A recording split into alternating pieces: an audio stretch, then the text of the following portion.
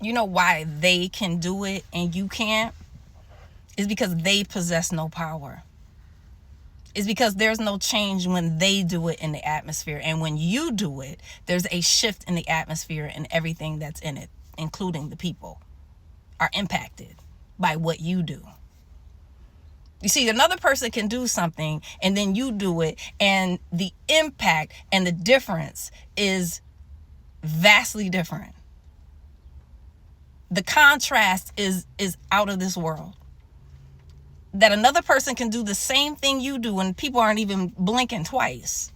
But when you do it, the impact just hits harder. It's like things scatter when you do it. See, that's a difference. That's influence. That's impact. That's change. That's supernatural. That's why when you look at something or you look at someone, you like, I did the same thing they did, only I was held accountable. I did the same thing they did, only I was held under the radar. Yeah, baby, because when you did it, it was like an earthquake. You know what I mean? On the Richter scale, it shifted the actual atmosphere. And when another person does something powerless with absolutely no impact to the environment, spiritually, I'm talking spiritual, there's no change. So there's no eruption. There's no difference when they do it. But when you do it, you're held at a different standard, boo. You are under the microscope. Because when you walk in, when you are present, when you talk, when you are around, the energy is different.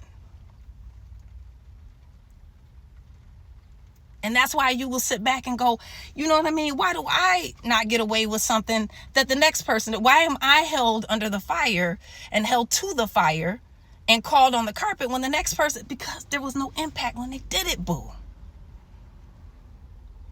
You know what I mean? And I want to just say you're an atmosphere shifter.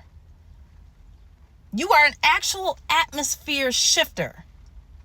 So when you do something and say something, it jolts the atmosphere.